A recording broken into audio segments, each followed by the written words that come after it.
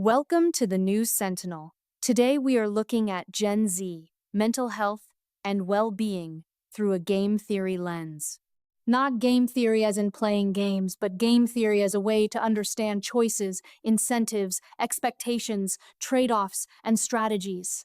When a generation faces pressure, it does not simply react in isolation. It studies the environment, reads the signals, anticipates consequences, and then adapts. That is where the logic becomes interesting. Exactly. If we think of mental health as a strategic environment, Gen Z is not just asking, how do I feel? They are also asking, what happens if I say how I feel? What happens if I ask for help? What happens if I take a break? What happens if I keep pushing? Every decision carries a possible payoff and a possible cost. That mindset shapes how Gen Z handles anxiety, burnout, identity, loneliness, ambition, and self-care. Let's start with causes. The causes of mental health stress for Gen Z are layered. There is personal pressure, social pressure, academic pressure, economic uncertainty, family expectations, digital comparison, and the constant visibility that comes with online life. Prior generations had pressure too, of course. They dealt with wars, recessions, job instability, discrimination, family hardship, and social change. But Gen Z has grown up in a world where many pressures are immediate, public, and measurable in real time. That real-time measurement matters. In game theory, players respond to feedback. If the feedback is constant, the player is constantly adjusting. A Gen Z person may post something, receive likes or silence, compare their life to someone else's highlight reel, then revise how they present themselves. That can create a feedback loop. The reward is validation. The cost may be anxiety, self-monitoring, or feeling like identity itself has become a performance. And that is one key difference from many prior generations. Older generations often had fewer public scoreboards. Their social comparison happened in school, at work, in neighborhoods, in families, or through television and magazines. Gen Z's comparison can happen all day, across thousands of people, including strangers, influencers, classmates, and celebrities. The mind starts running a kind of repeated game. How do I look? How am I perceived? Am I falling behind?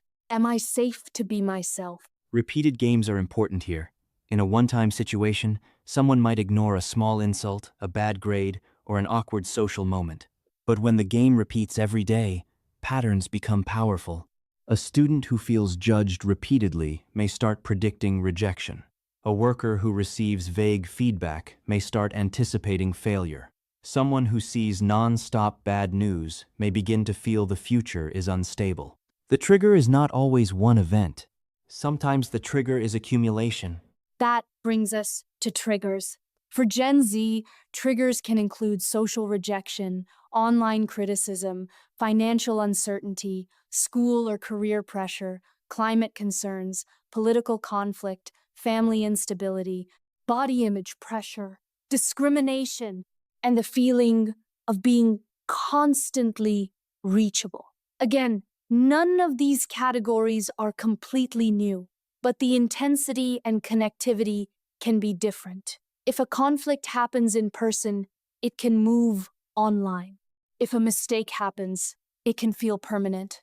If the future feels uncertain, there may be a stream of content reinforcing that uncertainty. Game theory gives us a useful phrase, incomplete information. Everyone is making decisions without knowing everything. Gen Z often does not know whether a job market will reward them, whether a degree will pay off, whether being vulnerable will lead to support or judgment, whether stepping away from online spaces will bring peace or social exclusion. So they make strategic moves under uncertainty. Some become hyper-productive, some disengage, some seek therapy or community, some use humor, some curate their identity, some avoid risk. Let me make a point strongly here. You may hear that table tap in my voice. Gen Z is often described as fragile, but that is too simple. A more accurate game theory reading is that Gen Z is highly responsive to incentives. If the environment rewards constant availability, they may stay online. If the environment rewards achievement, they may overwork. If the environment punishes vulnerability, they may hide pain. If the environment normalizes mental health language, they may name their struggles earlier than prior generations did. That is a major comparison. Prior generations often had a stronger stigma around mental health language. Many people were taught to endure silently, push through, keep family business private, or treat emotional struggle as weakness. That does not mean they suffered less. It may mean they had fewer socially acceptable ways to say they were suffering. Gen Z, by contrast, tends to have more vocabulary around anxiety, depression, burnout, trauma, boundaries, neurodiversity, and therapy. Vocabulary changes strategy.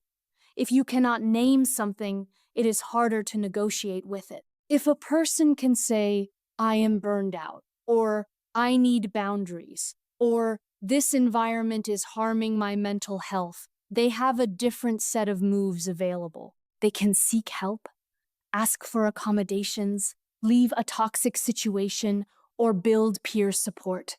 That is a strategic expansion. But there is also a risk. When mental health language becomes common, it can sometimes be used casually, inaccurately, or as a shortcut for complex experiences. Right. So the game is not automatically won by having more language. Language is a tool, and tools can be used well or poorly.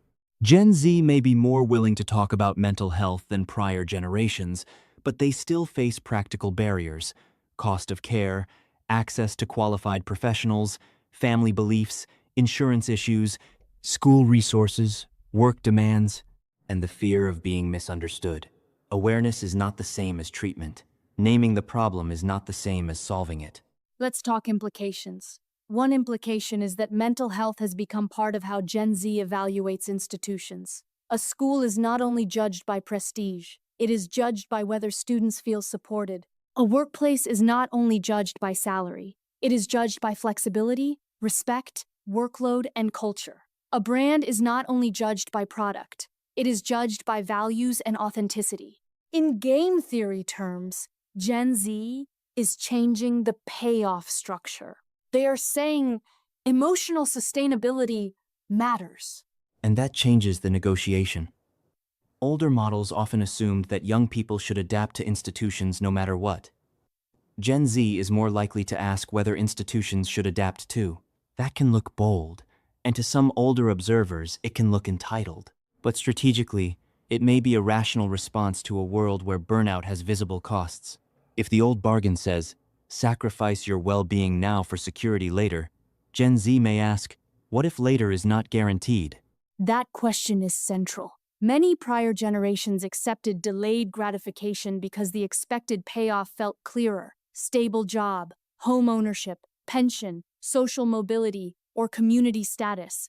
For Gen Z, the perceived payoff can feel less certain. When the future feels unstable, short-term well-being becomes more valuable. That does not mean Gen Z lacks ambition. It means they are recalculating risk. If the system no longer guarantees the old rewards, why accept all the old costs? This is where concepts like the prisoner's dilemma help. Imagine everyone in a school or workplace is exhausted. If one person takes a break, they may fall behind.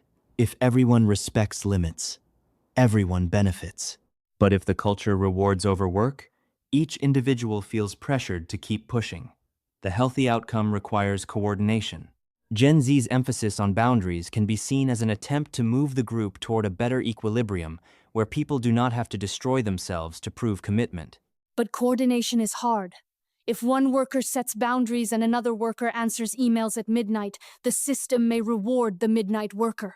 If one student rests and another studies nonstop, the resting student may fear losing ground. So Gen Z's mental health challenge is not just personal discipline. It is collective strategy. How do you create norms where rest, therapy, honesty, and balance are not punished?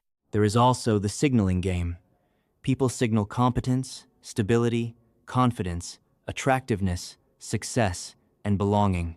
For prior generations, signaling happened through clothing, speech, family reputation, career status, or social circles.